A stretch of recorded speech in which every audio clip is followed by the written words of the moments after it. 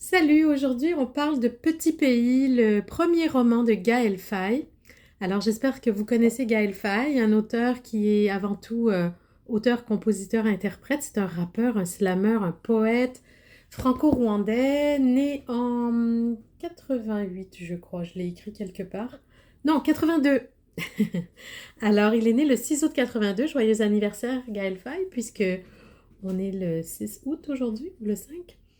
Il est né au Burundi, en fait, et l'histoire de Petit Pays se déroule au Burundi, même si Gaël Faye nous a dit souvent que c'était pas une autobiographie, c'était inspiré, bien sûr, par son parcours à lui, mais ce n'était pas une biographie, c'est vraiment un roman. Donc, bon, l'auteur, c'est un franco-rwandais, comme j'ai dit, il vit actuellement au Rwanda depuis 2015 semble-t-il, depuis qu'il s'est lié à la famille Gauthier, fondateur du collectif des partis civils pour le Rwanda. Donc ça, c'est un organisme qui recherche encore aujourd'hui, qui travaille avec la justice pour trouver les responsables du génocide au Rwanda de 1994. Et il est très engagé dans cette lutte et de faire connaître aussi les effets des traumatismes sur les populations qui ont vécu le Rwanda et qui sont survivants. Alors, bien sûr, c'est une partie de son histoire à lui également.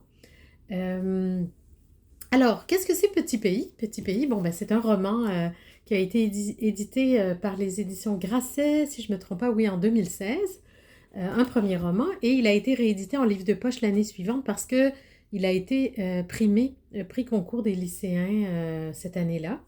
Alors, on le trouve en poche. Moi, je l'ai lu en poche, là, c'est 220 pages, 221 pages. Alors, ça se lit vraiment vite et bien. Et puis, je vous dirais que l'écriture de Gaël Faye est tellement rythmée, comment dire, imagée aussi, que ça se lit vraiment comme un charme. C'est quelque chose de tellement visuel, de tellement doux, très sensoriel, en fait, comme écriture. Donc, ça se lit vite et en même temps, c'est si dense, c'est si bouleversant que ben, c'est une belle lecture à faire justement quand on a besoin de dépaysement, mais aussi qu'on a besoin de se faire rentrer dedans, je dirais, de vivre quelque chose, de vivre une expérience. Alors, Petit Pays, c'est d'abord une chanson. Gaël Faye, vous pouvez aller voir sur YouTube, il a quand même de magnifiques chansons. Un de ses derniers projets qu'on a pu entendre, c'est avec son ami Grand Corps Malade et puis Ben Mazué. Ils ont fait un disque qui s'appelle Éphémère. Chaque chanson est une pièce d'anthologie. Franchement, c'est une écriture trois mains de maître. Euh, mais évidemment, les projets musicaux de Gaël Faye sont également toujours très engagés. Beaucoup de textes, beaucoup de propos, surtout de militantisme, à travers une musique qui est quand même excellente aussi.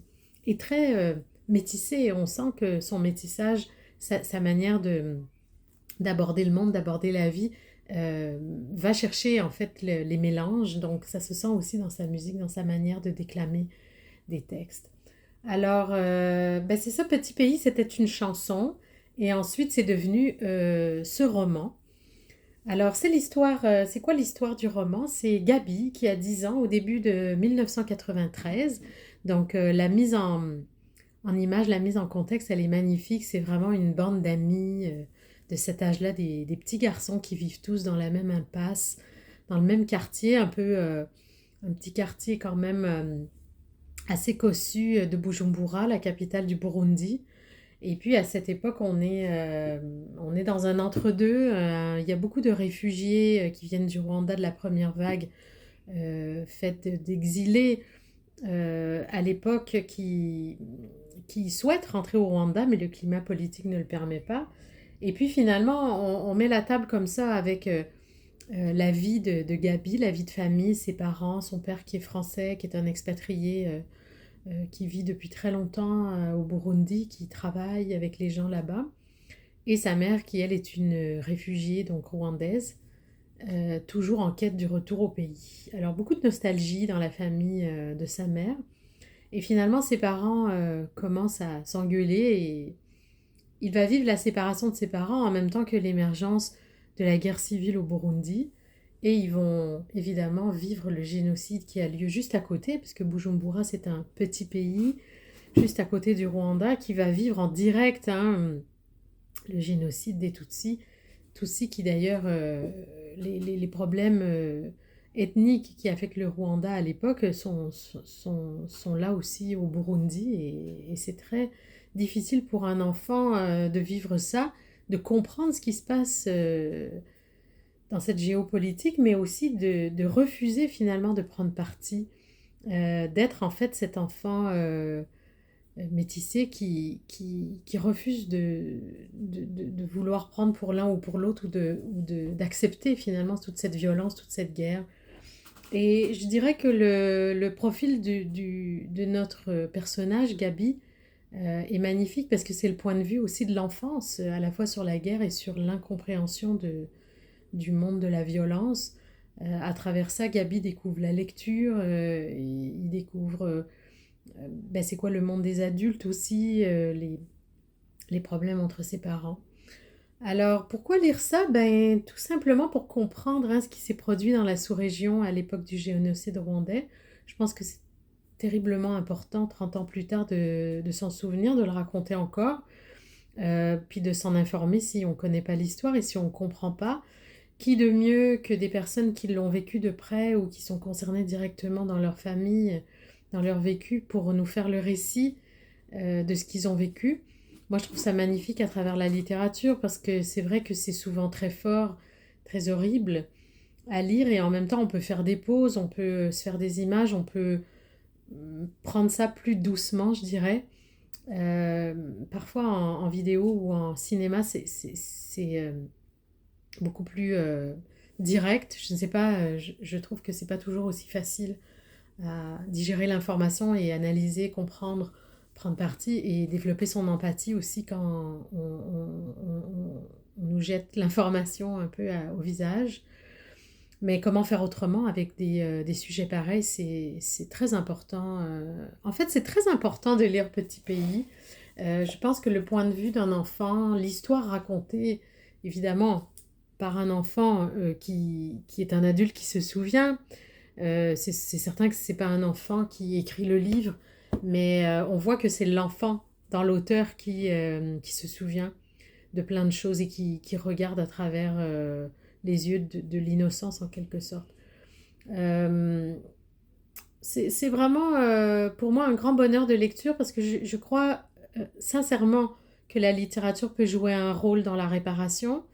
On parle parfois de comment faire pour réparer, pour demander pardon, pour trouver des pistes en fait entre dans des histoires comme ça, des peuples qui ont été génocidés, des situations où la barbarie, l'injustice, et on n'a pas toujours trouvé de manière de réparer pour toutes les victimes. L'association dans laquelle Gaël Faye est engagé, le collectif pour les parties civiles pour le Rwanda, travaille là-dessus pour essayer de trouver un sens et une réparation pour les victimes du génocide, les Tutsis. Et certainement que c'est une part du travail à faire, mais je crois qu'en littérature, on a vraiment un moyen d'abord d'aller éduquer, d'aller outiller les gens à mieux comprendre qu'est-ce qui s'est passé, et donc de là de développer aussi une compréhension, un esprit critique et surtout un sens de l'empathie. Alors c'est tout à fait universel. Moi je dirais que c'est un geste de confiance pour l'auteur de livrer son histoire, de se mettre à nu. C'est une façon d'être très vulnérable, même si bien sûr c'est un roman et que ça n'est qu'inspiré de sa vie, de son enfance. Mais je pense que derrière Gabi, tout est possible. Et justement, il y a une sorte d'universalité qui fait qu'au-delà du génocide au Rwanda, au lieu de l'histoire de la guerre civile au Burundi et des Tutsis, des Hutus, etc., il y a clairement des questions de famille, de peur, de loyauté, de violence, tous ces thèmes que Gaël Faye a su nous amener, nous construire ensemble dans le cœur d'un enfant, dans les yeux d'un enfant, puis dans un vécu tout à fait extraordinaire. Alors, c'est très enrichissant, c'est une lecture fabuleuse et je dirais essentielle. Alors, je vous encourage à aller vous procurer Petit Pays. Juste dire qu'en 2020, un film a été fait avec cette histoire Le scénario a été travaillé avec Gaël Faye, mais c'est Éric Barbier qui a travaillé ce film, réalisé ce film, pardon.